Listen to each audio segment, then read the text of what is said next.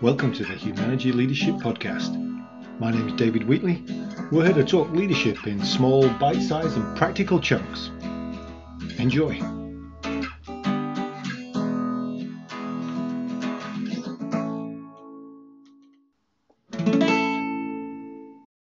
Well, welcome to this episode of the Humanity Leadership Podcast.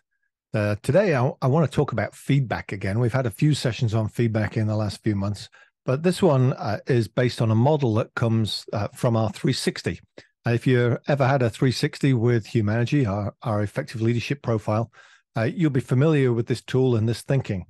But I also think it's valuable to think about when we're getting any kind of feedback, whether we're doing organizational surveys or we're just doing a mini feedback session or even our performance reviews, which, of course, if you listen to an earlier podcast, we've stopped doing that. But that's go back to January for that one. The model that I'm talking about is one a feedback model. And it starts with the idea that if we're asking people for feedback, what we're asking for is their perception. And so what we're going to get is 100% accurate because it is their perception. It's simple as that. We're asking them for their perception, how they see it. So it's therefore 100% accurate. However, their perception is often driven by their observation of your behavior. Your behavior is driven by your intention. And sometimes when you get feedback, there's a rub because you don't like the feedback, even though we've said it's 100% accurate, it's their perception. And there's a rub between their feedback and what your intention was. So I'm being told that I'm not a great listener, but I always believe I'm a great listener. So there's tension, there's emotion there. That brings us to the area of SARA. And SARA is the abbreviated version of Kubler-Ross's stages of grief that we use in any feedback.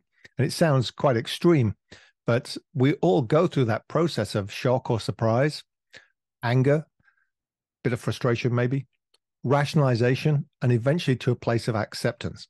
And so if you think about that tension between my intention, I'm a good communicator, and their perception, you're not a good communicator, we first have to get through the stages of grief there, the SARA steps, to get to a place of acceptance that it may be my intention, but if it's their perception, then there's something I can do about it. And once we're in that place, that doesn't matter whether it's my intention or not, whether I think it's happening or not, if I understand that gap, then there's one of two places I can go. I can check myself and make sure that my intentions are actually being exhibited in my behavior. And if not, then adjust my thinking and behavior to make sure that it's aligned with my intention. Or I can give them more visibility to what I'm actually doing. Because if I think I'm doing it, if I believe I'm doing it and they're not seeing it, then how do I give them more visibility? Either way, I can control that. I can do something about it. Whereas if I listen to the feedback and I'm still emotional about it, I reject it and tend to say that they're wrong.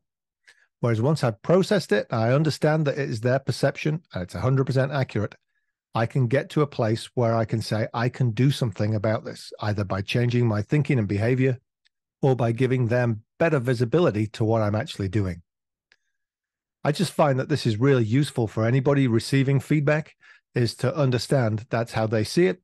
That's got to be taken as accurate from their perspective, but then get through SARA, the emotional side of things, to a place where I can actually choose to do something about it. Have fun with that. If you want a picture of it, pop out to our YouTube site where you'll see it up on the screen during this episode. That was the Humanity Leadership Podcast. My name's David Wheatley. For further information about Humanity, go to humanity.com or check out our latest book, What Great Teams Do Great, from all good bookstores. Have a good one. Stay healthy.